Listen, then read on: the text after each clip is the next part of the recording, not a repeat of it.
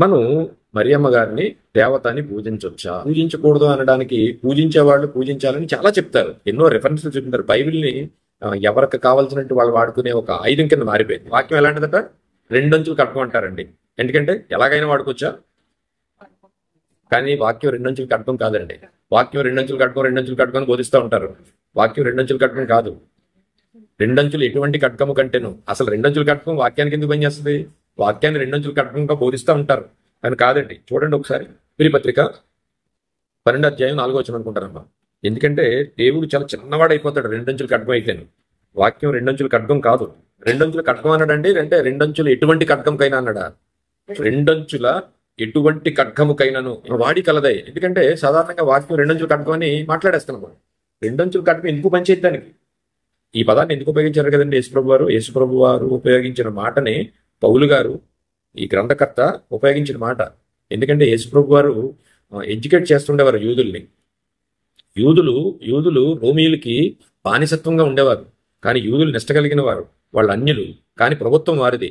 వాళ్ళ ఖడ్గం ఎలా ఉంటుందని తెలిసిన వాళ్ళ గుర్తు కూడా, రోమా ప్రభుత్వం గుర్తు కూడా ఎలా ఉంటుందండి? రెండు ఖడ్గాలు ఉంటాయి, రెండు కత్తులు వాళ్ళ గుర్తు.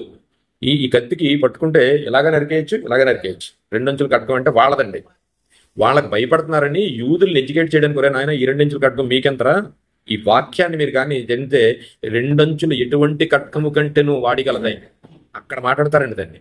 ఇక నేనేం చెప్పబోతున్నానంటే, మనలో ఎవరికన్నా ఉన్నా, మనం అంటే కొంచెం ఆశ చేయండి. ఇప్పుడు మన ఇంటి పక్క వాళ్ళు గుణదలు వెళ్తున్నారు అనుకోండి, మన ఇంటి పక్క వాళ్ళు ఒక గౌరీపట్నం వెళ్తున్నారు అనుకోండి, వాళ్ళతో పాటు వెళ్ళాలనిపిస్తుంది. తప్పేం లేదు, వెళ్ళండి. అక్కడికి వెళ్ళిన తర్వాత లైన్ ఉంటుంది. ఆ లైన్లోకి వెళ్ళిన తర్వాత అగరత్తులు వెలిగించండి అంటారు. బాగుండదని వెలిగిస్తాం. కొబ్బరికాయ కొట్టండి అంటారు. బాగుండదని కొడతాం. ఇది బాగానే ఉంది. ఇక్కడ మళ్ళీ వచ్చిన తర్వాత బాధపడతాం, అవసరం వెళ్ళాం అవసరం కొబ్బరికాయ కొట్టారు. 6 నెలల తర్వాత మళ్ళీ ఏం చేస్తుంది తెలిసిన, ఒకసారి వెళ్ళొద్దాం అనుకుంటుంది. నిజమండి, ఇది జరుగుతుందండి. ముందే చెప్పాడు కీర్తనాకారుడు 150 కీర్తన రాస్తూ, అపహాసులు కూర్చున్న చోటను కూర్చునగా అన్నాడు. ఎందుకంటే ముందే మనం దాన్ని కంట్రోల్ చేసుకోవాలి. అంత ఎగ్రీ నిద్ర. ఇప్పుడు నేను కూడా వెళ్దాం అనుకుంటాను ఈ పట్టణాలు. నేను ఒకసారి అసలు ఏంటి చూద్దామని వెళ్దాం అనుకుని నేను పెట్టుకున్నాను యాక్చువల్గా. అక్కడికి వెళ్ళిన తర్వాత టెంప్ట్ అయిపోవచ్చు. బాగుంది కదా. ఇప్పుడు చాలా మంది వారం రొట్టె ద్రాక్షాలు ఇస్తున్నారు అనుకోండి, ఆ చర్చికి వెళ్ళడానికి కొంతమంది. ఎందుకంటే వారం ఖాళీ ఉండదు, నెలకి ఎవరికైనా చూసుకుంటారు, అలాగెళ్తారు. ఇలాగా మనంతటా మనం బైబిల్ అనే అర్థంలో మనం చూసుకోవాలి తప్ప మనకు బైబిల్ సపోర్ట్ చేయదు. ఎందుకంటే దేవుడిది కొలత మారదు. ఆయన మాట అంటే మాట, అవునంటే అవును, కాదంటే కాదు. సో నేను ఇక్కడ ఎందుకు చెప్తున్నానంటే అండి, మరియమ్మ గారు దేవత అని పూజించవచ్చా అంటే, ఈ విషయం క్రైస్తవులైన మనకు తెలియకపోతే నిజమేమో, వెళ్తే బాగును, ఆవిడ కూడా దేవునికి అన్నది కదా, ఆవిడ కూడా లోకరక్షకుడైన దేవుణ్ణే కన్న తల్లి ఇంకెంత గొప్పది అని ఒక ఆలోచన ఆత్మీయంగా కూడా మనలో వచ్చేస్తుంది. నిజమే కూడా కావచ్చు, అబమ్మ గారి నుంచే కదా వచ్చింది, ఇది నిజమా అని. ఇది ఎక్కడ దుక్కున మన పక్క వాళ్ళు వెళ్ళి చక్కగా వెళ్తుంటే మనకు కూడా మనసు లాగుతూ ఉంటుంది. కానీ అందుకే మేలైన దానిని చేపట్టమన్నాడు, అన్ని చూడమన్నాడు, అన్ని చూసి అందులో మేలైనదని చేపట్టమన్నాడు. ఇక నేనేం చెప్తున్నానంటే, మరియమ్మ గారు మరి అనే పదం గ్రీకు పదం నుంచి వచ్చిందండి. మరి అనే పదం గ్రీకు పదం. అంటే గ్రీకు పదంలో దాని అర్థం ఏంటో తెలుసండి? గ్రీకు పదంలో మరియా అనగా దయ్య గలది. మరియా అంటే దయ. అందుకనే దేవదూత వచ్చినప్పుడు దయాప్రాప్తురాలా అంది. అంటే నిజంగా ఆవిడ చాలా ఒక సాధారణ స్త్రీయే కానీ చాలా దయ కలిగింది అనమాట. దయ అంటే జాలి, కనికారం, సానుభూతి, ఇతరుల పట్ల సేవాభావం, ఇవన్నీ కలిగిన మాటే మరియా అనగానే. ఏమండి, మరియమ్మ గారు ఇంచుమించు క్రీస్తు పూర్వం 18లో పుట్టారు. మరియమ్మ గారు క్రీస్తు శకం యేసుప్రభు వారు ఆరోపణ వెళ్ళిపోయిన తర్వాత 33 సంవత్సరాలకి ఆవిడ యెరూషలేములో మరణించారు. పుట్టడం నజరేతులో పుట్టింది, మరణించడం యెరూషలేము. ఏమండి, మరియ తల్లిదండ్రుల పేరు జోసిం. వాళ్ళ గురించి రాయలేదు కానీ చరిత్రలో అయితే జోసిం ఆయన పేరు, తండ్రి పేరు. తల్లి పేరు అన్నే. సమయల్ గారి తల్లి పేరు అన్న. ఈ అన్నే నుంచే అన్న అనే పదం వచ్చింది. మరియల్ అనే పేర్లు మనకి బైబిల్లో 6 ఉన్నారండి. ఇంతకీ ఈవిడ గురించి చెప్తున్నానంటే, ఆవిడ సామాన్య స్త్రీయా, ఒక భక్తురాల, దేవత? దేవుడు ఎలా సంబోధించాడు ఆవిడని? మనకు కూడా ఆశ కలగవచ్చు, ఆ దేవి పట్ల వెళ్తే బాగున్నాను, ఆవిడ కూడా దేవుడి తల్లి కనుక దేవుడి తల్లి దేవత అవదా, ఇలాంటి ఆలోచనలన్నీ ఉంటాయి. దేవుడి ప్రణాళిక వేరు. ఇప్పుడు ఎలా ఉంటుందంటే, ఇది తాపి అనుకోండి, ఈ తాపి ఇక్కడ పెట్టాం, ఇక్కడ మంచి బిల్డింగ్ ఉంది, అక్కడికి వెళ్ళి ఎవరో వచ్చి ఇల్లు భలే కట్టారు అన్నాడు అనుకోండి, వెంటనే తాపీలేసి నేనే కట్టాను అందనుకోండి, ఆ? ఈ తాపీలు వేసి ఇల్లంతా నేనే కట్టాను అనుకోండి, మేస్త్రి చూస్తే ఎలా ఉంటుంది? వెంటనే దాన్ని ఇరిచి చదవ పడిచేస్తాడు. కట్టింది నేనైతే నేను ఉపయోగించుకున్నాను, దట్సాలు అంతే. నా చేతిలో నేను కట్టాను, నువ్వు కట్టానంటావేంటి అని వెంటనే ఏం చేస్తాడు? దాన్ని పక్కన వేసేస్తాడు. బోధించేవాడైనా, ఆయన మాటలు చెప్పేవాడైనా, నేను చెప్పేస్తున్నాను నేను అనుకున్నావు అనుకో, చాలా ప్రమాదం. ఎందుకంటే ఆయన నిన్ను ఉపయోగించుకున్నాడు, కావాలంటే అక్కడి నుంచి తీసేస్తాడు, నిన్ను ఉంచుతాడు. నువ్వు పరిశుద్ధిగా ఉన్నాను చెప్పి, నువ్వు మామూలుగా ఉన్నాను చెప్పి ఉంటుంది. నేను అన్నావు అనుకో, లేపేస్తాడు అక్కడి నుంచి. అలాగే దేవుడు కూడా ఇక్కడ మరియమ్మ గారిని ఒక గర్భాన్ని వాడుకున్నాడు తప్ప ఆమె సాధారణ స్త్రీ. మనం ఊరకనే మాట్లాడకుండా ఏ, మీకు 6 మరియలు ఉన్నారు బైబిల్లో. ఎక్కడి నుంచి వచ్చింది అనుకుంటున్నారు ఇది? మిరియము అనే పేరు హిబ్రూలో మిరియము, గ్రీకులో మరియా. మరియా అనగా ఇంగ్లీష్లోకి వచ్చేటప్పటికి హెల్పింగ్ నేచర్, తెలుగులోకి వచ్చేటప్పటికి ఆవిడ పేరు ఏమైందంటే దయా. మరి అనగా దయ, దయ, దయ, కనికారం, జాలి, ఇవన్నీ కలిగిన వ్యక్తిని మరియా అంటారనమాట. ఇలాంటి మరియలు మనకి బైబిల్లో 6 ఉన్నారు. ఒకటేమో ఈవిడ, రెండోదేమో మగ్దలేని మరియా, బేతనీయాలో మరియా ఉంటుంది. లోకా సువార్త 10:39లో. క్లోపా భార్య అని ఒక ఆవిడ ఉంటుంది, ఆవిడ పేరు కూడా మరియే. తర్వాత మార్కు గారి తల్లి పేరు, మార్కు గారి తల్లి పేరు కూడా మరియా గారి. అపోస్తుల కార్యాలు 12 పౌలు గారి కాలంలో కనిపిస్తుంది ఆవిడ మనకి. ఆవిడ కూడా మరియే. పౌలు గారి కాలంలో మరో మరియ ఉంటుంది. 16 రోమపత్రికలో కూడా ఒక ఆవిడ ఉంటుంది. ఇలాగ మనకు 6 మరియలు ఉన్నారు. ఎందుకు చెప్తున్నానంటే ఈ విషయాన్ని, లేఖన పూర్వకంగా లేఖనాల వెలుగులో ఆవిడ ఎంతవరకు ఏంటో మనకు తెలియకపోతే ఆ ఆశలు కానీ ఆ ఆలోచన కానీ మనల్ని పక్కదో పట్టిస్తాయి. పూర్వకాలం పాత నిబంధనలో వ్యభిచారం చేస్తే తప్పు, పాపం. ఇప్పుడు వ్యభిచారం అనే ఆలోచన బుర్రలోకి వస్తేనే పాపం.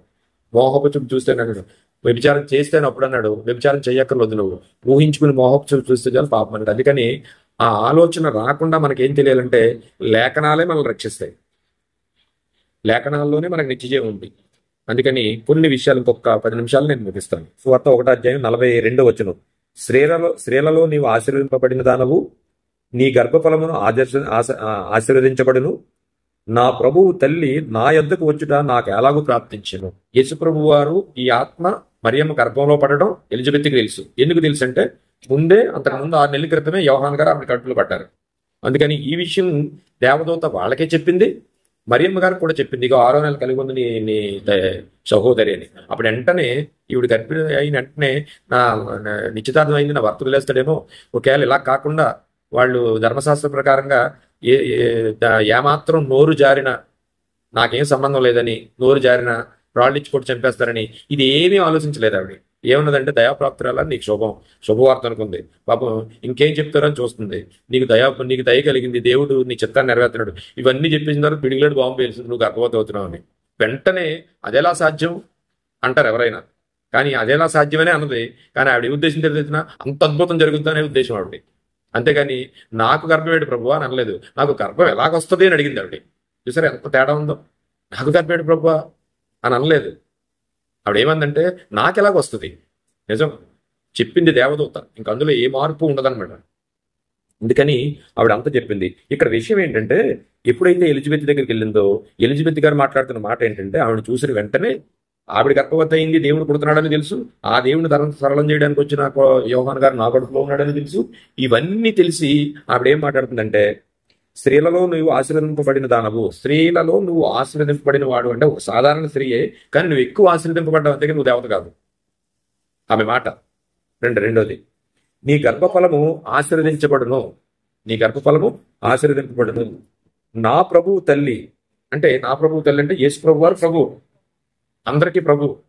పెద్దమ్మ ప్రభు అంటుంది, పెద్దమ్మ గారు ప్రభు అంటుంది.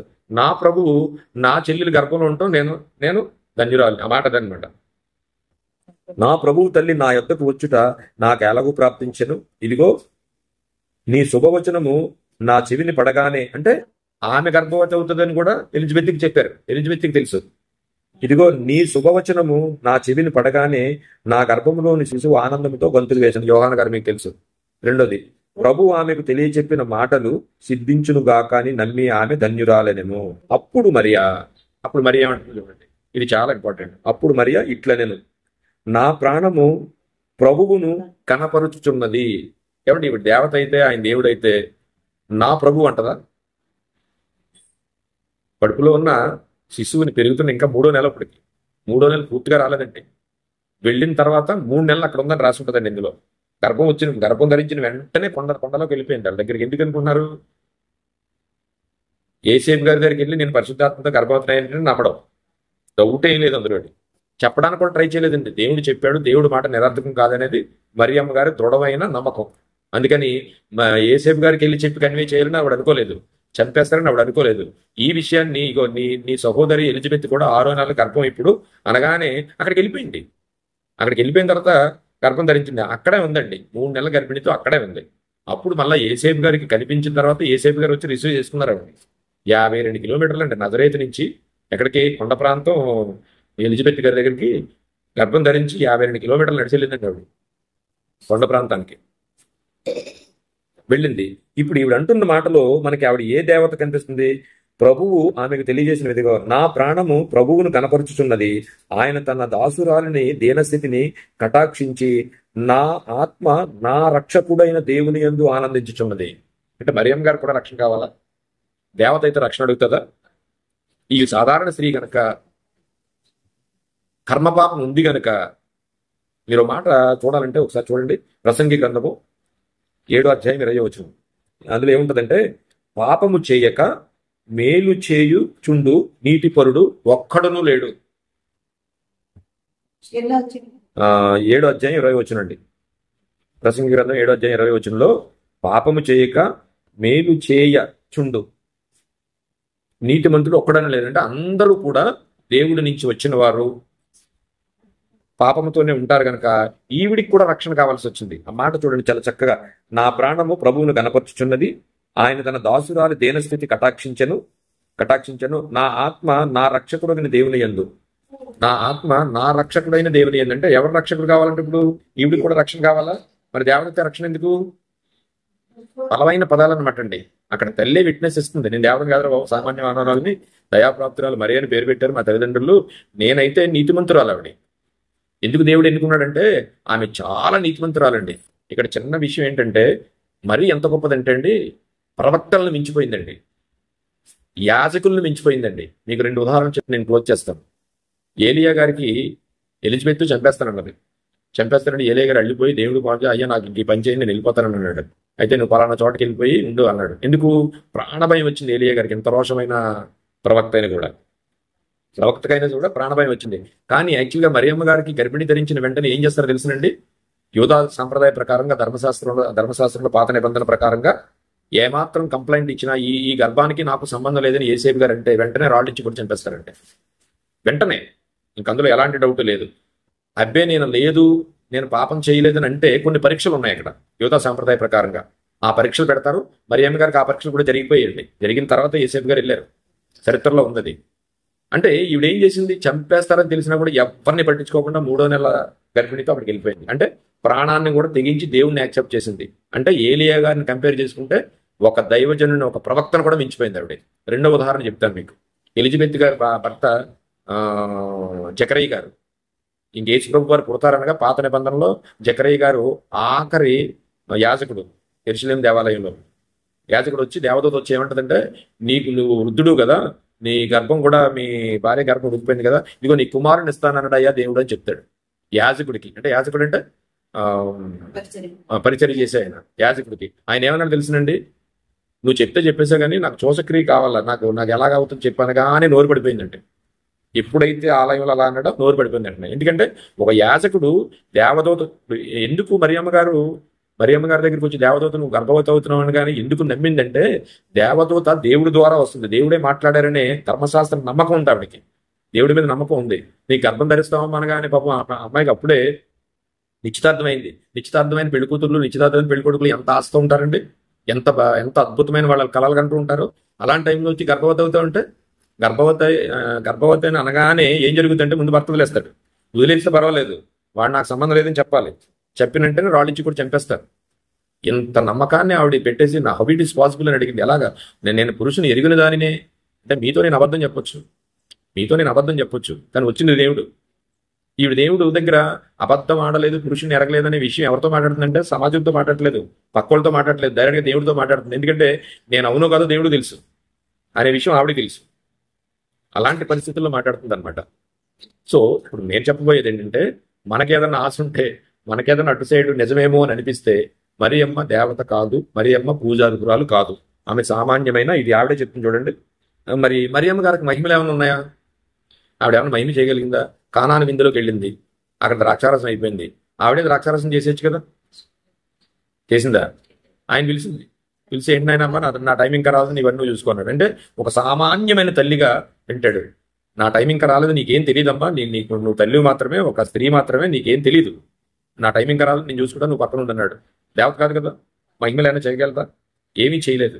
అంటే ఈ ప్రపంచం అంతా ఏమండి, కొన్ని లక్షల మంది ఉంటారండి ఆ పట్టణాల్లో, ఆ మరియమ్మ గుడి దగ్గర. ఎందుకంటే క్రైస్తవుడు మేలైనదని చేపట్టట్లేదు.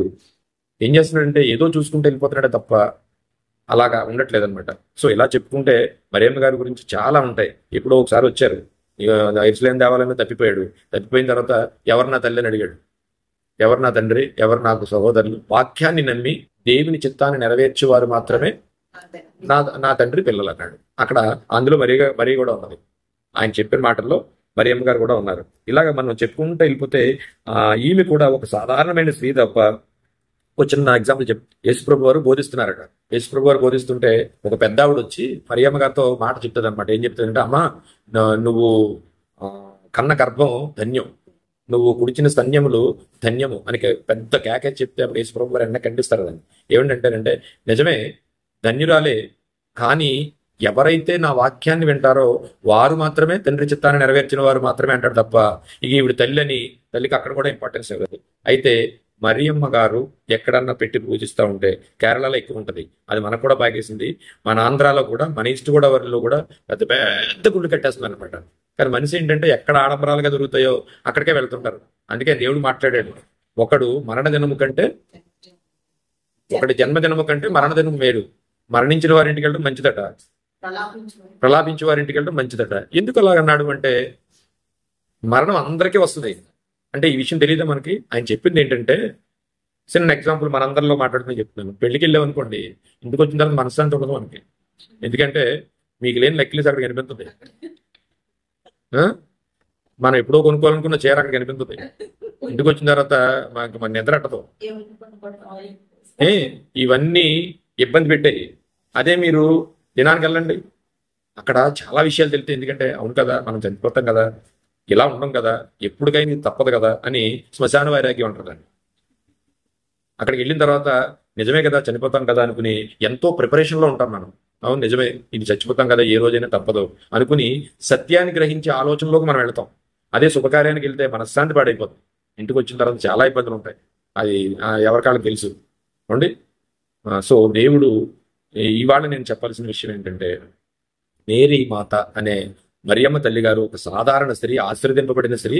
మరియ పేరులోనే ఆమె దయ అనేది ఉంది. ఆవిడ చాలా భక్తురాలు. ఆవిడ దేవుడు ఒక సాధారణ స్త్రీగా మంచి కార్యక్రమాలు వేశారు తప్ప ఆమె దేవత కాదు. చిన్న ప్రార్థన చేసుకుందాం. పరిశుద్ధుడా, ప్రేమగల తండ్రి, మహోన్నతుడా, మీకు స్తోత్రాలు నాయన. ఇదిగో నాయన, మేలైనది చేయనెరిగి అలా చేయగుట్టు పాపమన్నావు, అలాగే మేలైనది చేపట్టమన్నావు. ఈ నాయన ఈ బ్లడ్ క్యాంప్ విషయంలో తండ్రి, ఈ పిల్లలందరూ వచ్చి చేయించుకుంటుండగా ప్రతి వారికి చక్కటి రిజల్ట్స్ వచ్చేటట్టు దయచేయండి. ఈ రోజు విన్న మాటలను తండ్రి ఆధ్యాత్మిక స్థితిలో ఆలోచించి ప్రతి బిడ్డ తండ్రి ఇది నిజమా అనుకునే ఆలోచనలోకి వెళ్లకుండా సత్యాన్ని గ్రహించే ఆలోచనలోకి, అలాంటి భక్తి తీవ్రతను మాకు పెంచి నడిపించమని ఈ చిన్న ప్రార్థన యేసువారి ప్రశస్తమైన నామంలో మిక్కిలి వినంతో ప్రతిలాడి వేడుకొచ్చున్నాము తండ్రి, ఆమేన్. వందనాలండి. రండి. అదే చెప్పారు.